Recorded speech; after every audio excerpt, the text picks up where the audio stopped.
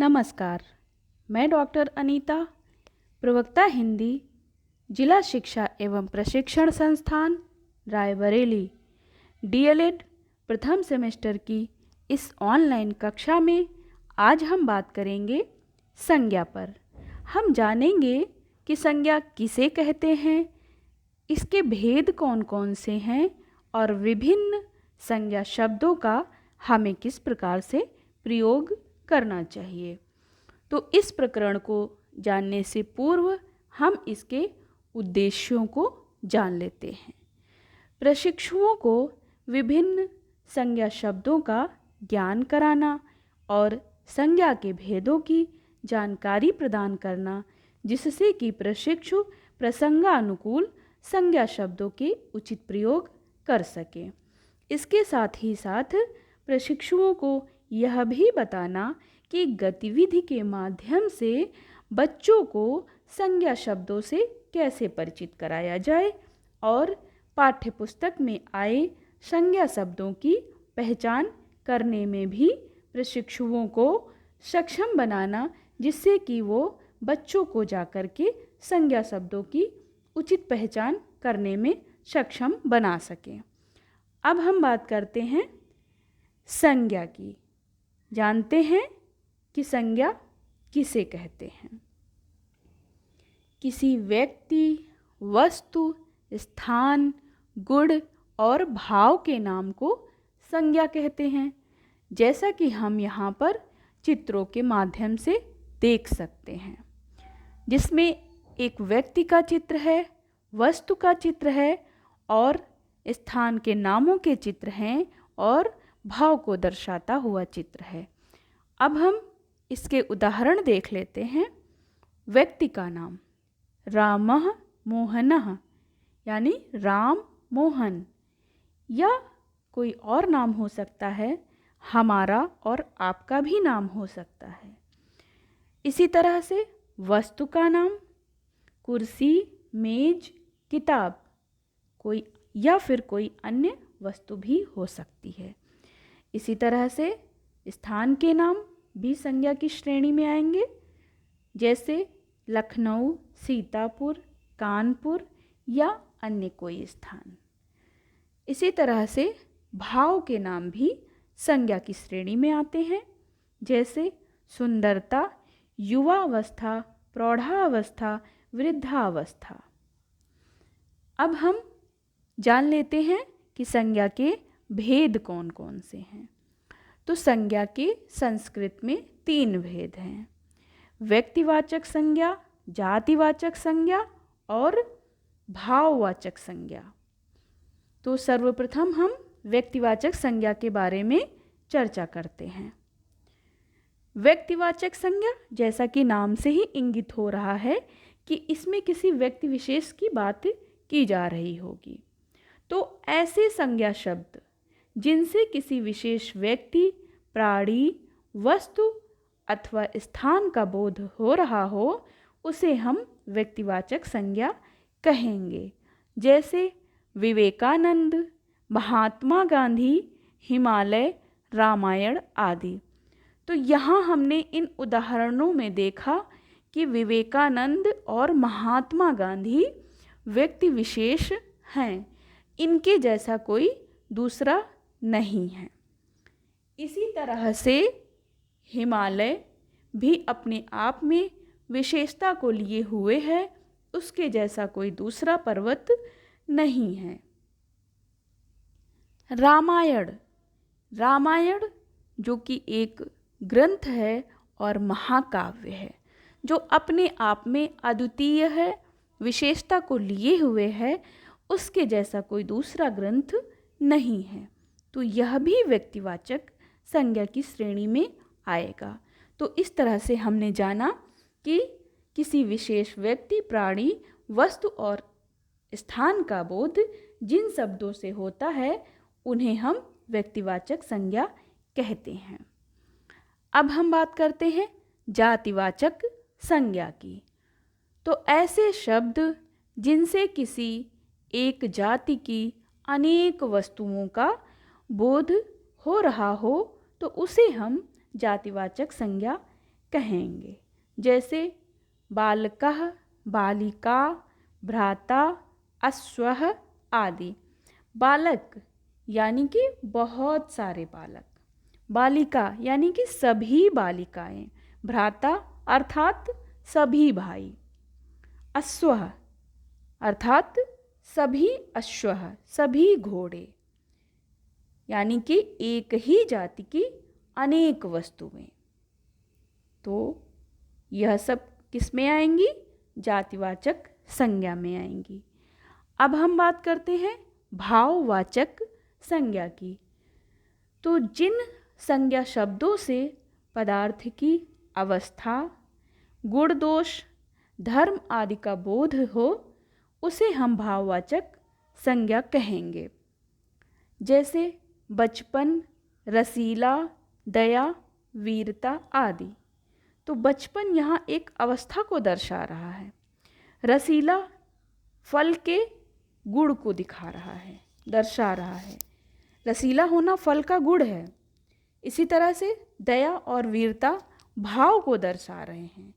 तो ऐसे सभी शब्द जिनसे किसी अवस्था, गुण दोष और धर्म का पता चल रहा हो, तो उसे हम भाववाचक संज्ञा की श्रेणी में रखेंगे।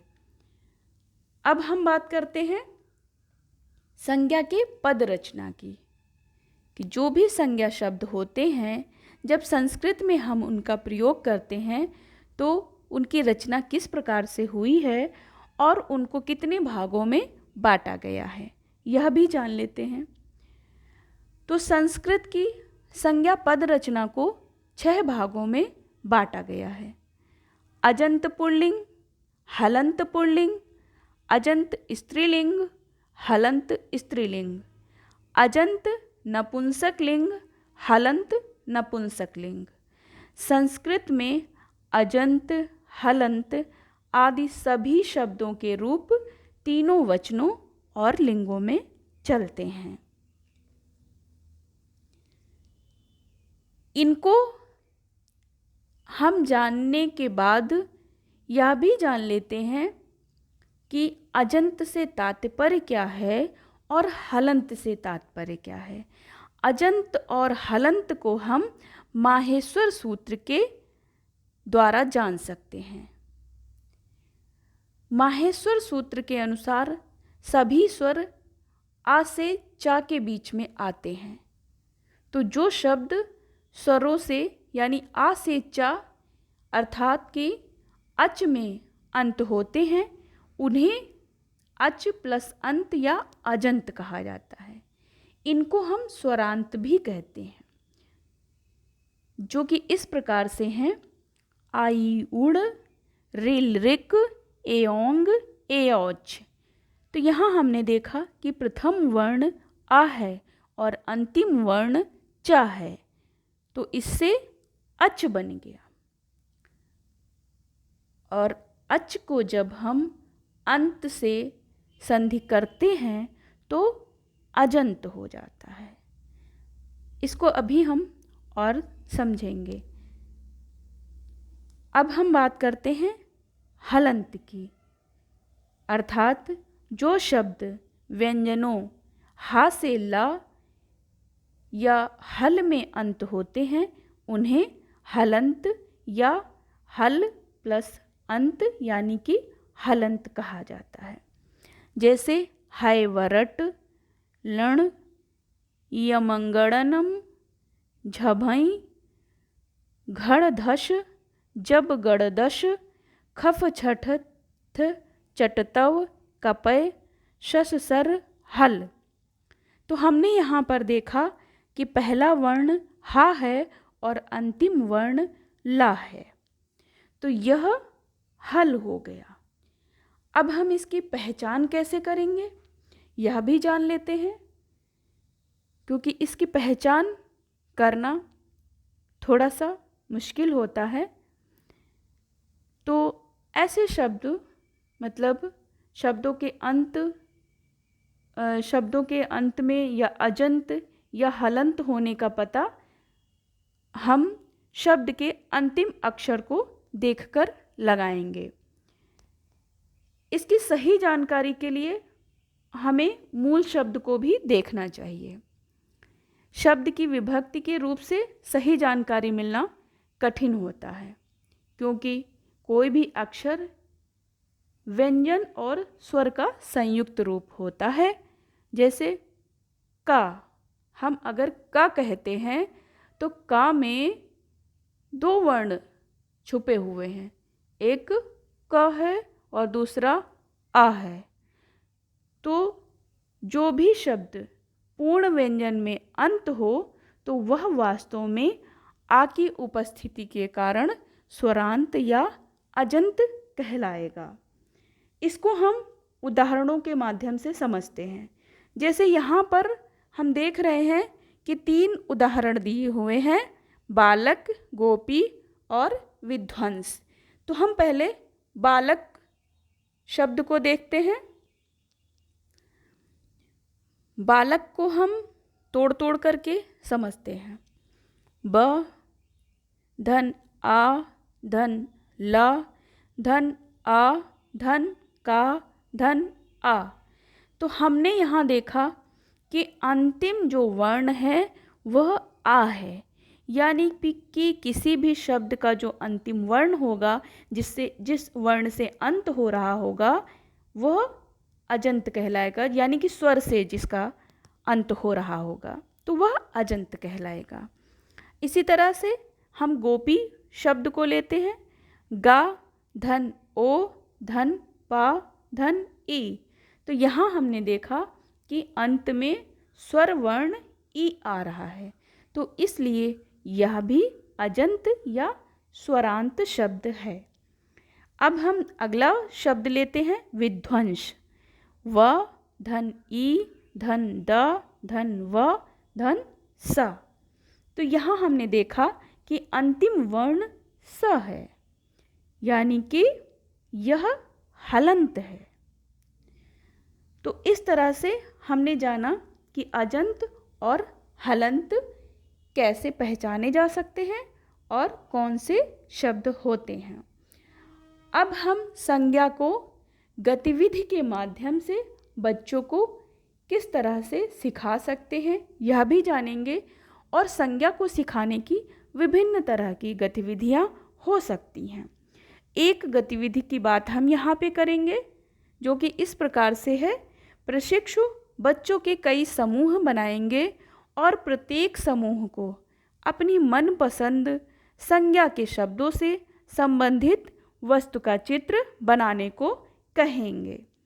चित्र बनाने के बाद प्रत्येक समूह अपने बनाए हुए चित्र बारी बारी से दूसरे समूह को दिखाएंगे। दूसरे समूह के बच्चे चित्र देखकर संज्ञा का नाम बताएंगे और यह भी बताएंगे कि शब्द में कौन सी संज्ञा है। उदाहरण के लिए यहाँ कुछ मैंने चित्र प्रस्तुत किए हैं जिसे आप देख सकते हैं। अब संज्ञा पर बच्चों की समझ और बेहतर करने के लिए हम उनको कुछ कार्य देंगे, जैसे कि आसपास की वस्तुओं के नामों की सूची बनाना और संज्ञा के भेदों के आधार पर उनका वर्गीकरण करना। इसी तरह से हम भाववाचक संज्ञा शब्दों की सूची बनाने को कह सकते हैं और अलग से जातिवाचक संज्ञा शब्दों की सूची बनाने को कह सकते हैं और व्यक्तिवाचक संज्ञा के शब्दों की सूची बनाने को कह सकते हैं। तो इस तरह से हमने जाना कि बच्चों को हम संज्ञा शब्दों से सहज रूप से परिचित करा सकते हैं। मिलते हैं अगले वीडियो में, तब तक के लिए धन्यवाद। नमस्कार।